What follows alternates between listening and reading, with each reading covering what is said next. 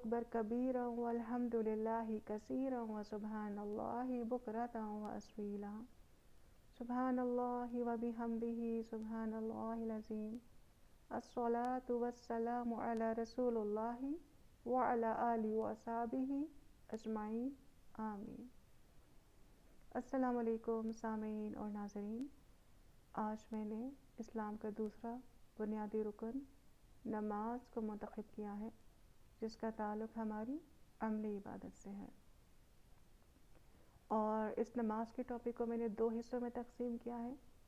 پہلا، ہم قرآن کی روشنی میں نماز کا جائزہ لیں گے کہ قرآن اللہ تعالیٰ اس کے بارے میں کیا تاکید فرماتے ہیں، اور دوسرا حدیث کی روشنی میں کہ حدیث کی روشنی میں نماز کی کیا اہمیت ہے۔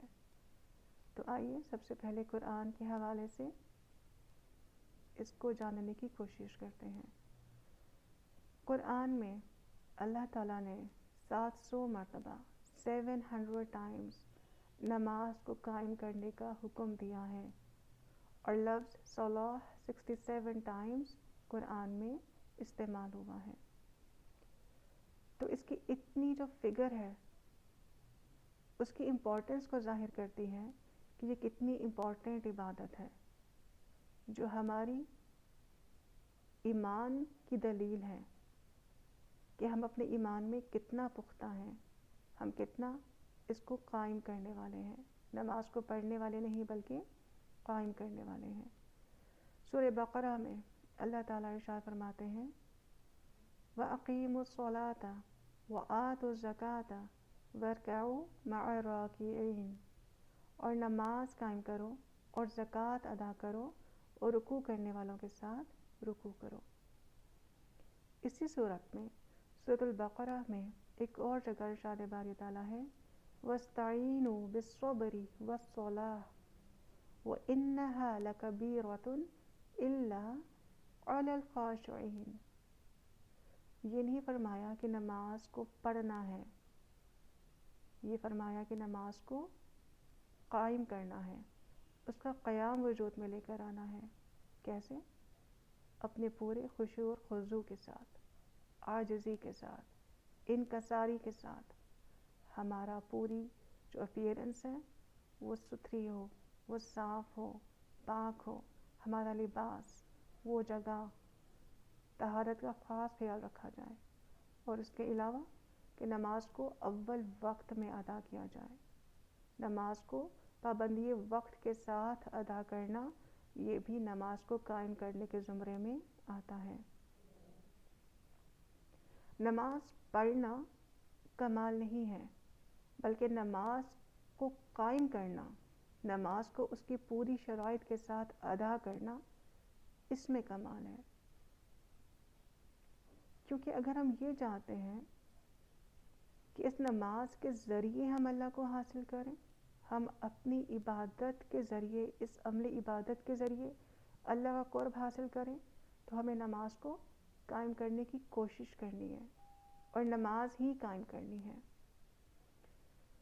اللہ تعالیٰ قرآن میں فرماتے ہیں إِنَّ الصَّلَاةَ تَنْہَىٰ عَنِ الْفَحْشَاءِ وَالْمُنکَرِ، بے شک نماز بے حیائی اور برائی سے روکتی ہے۔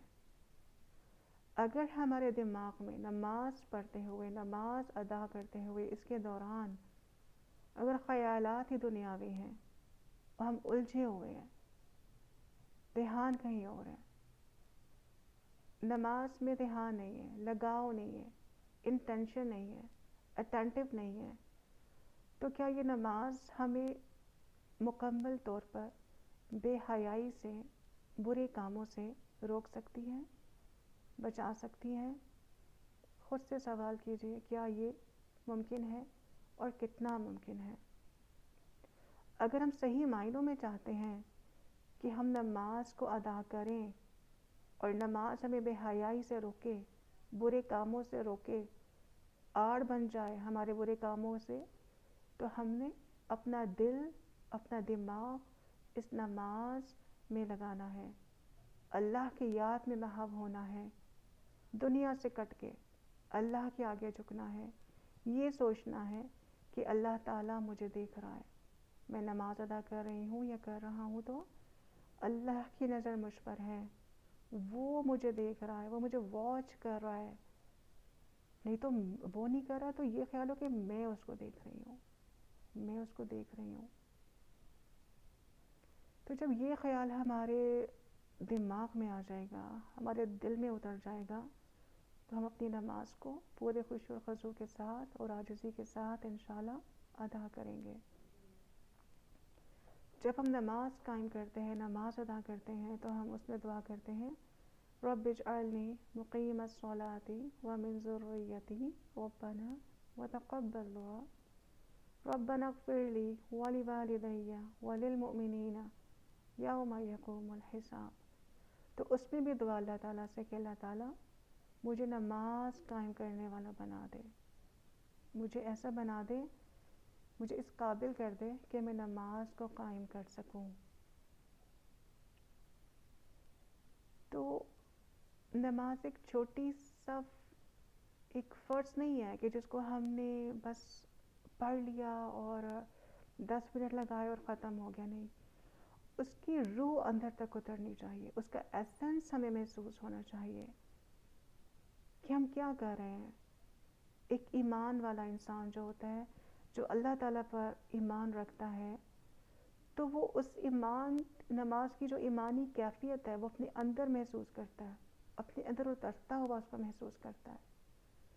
جب وہ چیز اندر جائے گی، اندر سرایت کرے گی، تو وہ باہر نکل کر آئے گی. ہمارا انر سیلف جتنا پیور ہو جائے گا، جتنا برائٹ ہو جائے گا، جتنا روشن ہو جائے گا، اتنی ہی روشنی ہمارے کردار سے باہر نکلے گی، ہماری شخصیت سے باہر ابھرے گی. تو ہم نے نماز کو پوری دل کی آمادگی کے ساتھ اپنی سوچوں کو بالکل ایک سائڈ پہ رکھتے ہوئے اللہ کے آگے حاضری دینی ہے، اللہ کے آگے حاضر ہونا ہے، اس کے آگے جھک جانا ہے، اس کے آگے سر خم تسلیم کر لینا ہے. عموماً ہم نماز پڑھتے ہیں جب ہمیں کوئی فراغت کا وقت ملتا ہے، فارغ ہیں تو ہم نے نماز ادا کر لی. لیکن سم ٹائمز ایسے ہوتا ہے کہ اگر ہم کسی مصروفیت میں ہیں، کہیں جانا ہے، کہیں شاپنگ پہ جانا ہے، کسی اوکیزن پر جانا ہے، کوئی برتھ ڈے ہے، کوئی شادی ہے، کوئی غم ہے، کوئی خوشی ہے، کوئی بھی اوکیزن ہے، تو ہم کبھی نماز کو ایون کہ عید جو ایک کتنا خوشی کا ایک پرمسرت ایک لمحہ ہوتا ہے، ایک دن ہوتا ہے، ایک وہ ایونٹ ہوتا ہے، اس دن بھی دیکھا جاتا ہے کہ اکثر نمازوں کو فراموش کر دیا جاتا ہے، نمازوں کو قضا کر دیا جاتا ہے. کیوں؟ کس لیے؟ اگر ہم واقعی اس نماز سے محبت کرتے ہیں، اگر ہم اللہ سے محبت کرتے ہیں، تو یہ محبت تو ہر موقع پر آپ سے ثبوت چاہتی ہے، آپ سے پروف چاہتی ہے. آپ کیسے اس کو چھوڑ سکتے ہیں؟ اگر آپ اللہ سے محبت کرتے ہیں اور اللہ کے آگے جھکتے ہیں، اس کی عبادت کرنے کا دم بھرتے ہیں، تو اس کو کیسے فراموش کر سکتے ہیں؟ ہم اس کو کسی صورت میں نہیں چھوڑ سکتے، نہیں، کیونکہ اس کی کوئی معافی نہیں ہے، اس کا کوئی آلٹرنیٹ نہیں ہے. اس کو ہر حال میں، اگر 5 وقت فرض ہے تو 5 وقت ہم نے اس کو ادا کرنا ہے، وقت کی پابندی کے ساتھ، نماز کی پوری شرائط کے ساتھ.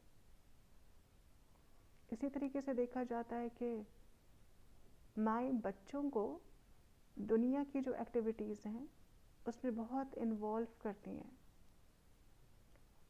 اور اس چیز کے اوپر دھیان نہیں ہوتا کہ کیا یہ میرا بچہ جس کی امانت ہے، جس رب نے مجھے دیا ہے، کیا میں اس کو اس راہ پہ لگا رہی ہوں؟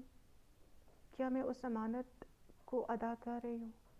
کیا میں اس میں خیانت تو نہیں کر رہی ہوں؟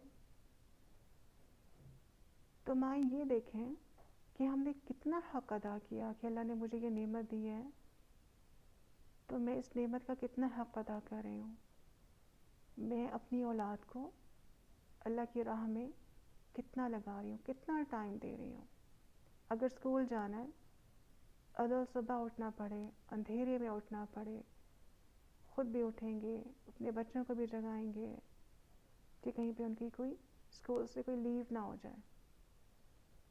तो कितनी लीव्स हैं जो कि हम अल्लाह ताला के आगे झुकने से लेते हैं, कितनी लीव्स हैं। और बच्चों को भी कितनी ऐसे डेज आते हैं, कितने ऐसे रोज़ दिन गुजरते हैं, कितने औकात गुजरते हैं, कितनी नमाज़ें होती हैं कि हमें उनकी फ़िक्र नहीं होती। स्कूल चले जाएं, ये फ़िक्र है। अच्छा लिबास पहन लें, फ़िक्र है। किसी ने घर आना है, प्रेजेंटेबल हमारे बच्चे लगें, इस चीज़ की फ़िक्र है। या हम कितने प्रेजेंटेबल हैं, उस तरफ ध्यान है, वहाँ पे टाइम लग रहा है। लेकिन जहाँ पे 10 मिनट या हद 15 मिनट अगर अल्लाह के लिए नमाज अदा करने में लग जाते हैं, तो वहाँ कोई सोच ही नहीं जाती है, कोई फ़र्क नहीं पड़ता है कि हमसे क्या चीज़ मिस हो रही है, हम लोग क्या खो रहे हैं। क्या ये वक्त है जो वापस आएगा? नहीं, ये वक्त कभी लौट के वापस नहीं आएगा। जब हम अल्लाह के पास चले जाएंगे तो वहाँ पे तमन्ना करेंगे कि काश हम वापस दुनिया में जाएं और अल्लाह के आगे जाके झुकें, नमाज अदा करें। लेकिन जब दुनिया में नहीं झुके होंगे, जब यहाँ पर अकड़ते रहे होंगे, सोच ही नहीं आएगी कि अल्लाह का हक अदा करना है, तो फिर अल्लाह के पास जाके कैसे झुकेंगे, कैसे वो रोशनी हासिल करेंगे, कैसे अल्लाह का वो कुर्ब हासिल करेंगे, कैसे अल्लाह को राज़ी करेंगे। तो हमने पूरी कोशिश करनी है कि हम नमाज को कायम करें, उसकी पूरी शराइत के साथ अदा करें, हक़ अदा करें, अल्लाह के बंदे होने का, अल्लाह के रब होने का, कि हम अल्लाह हमारा रब है और हम उसके बंदे हैं। हमने उसके आगे झुकना है, सबूत देना है, अमली सबूत देना है नमाज के ज़रिए, इस नमाज के ज़रिए। तो इंशाअल्लाह दुआएं कि अल्लाह ताला हम सबको इसकी तौफीक दे कि हम नमाज को कायम करने वाले बने, ताकि हम बुराई से, बेहयाई से, बुरे कामों से रुक सकें। अल्लाह ताला हम सब का हामी व नासिर हो। जज़ाकुमुल्लाहु खैरा। अस्सलामु अलैकुम व रहमतुल्लाहि व बरकातुहू।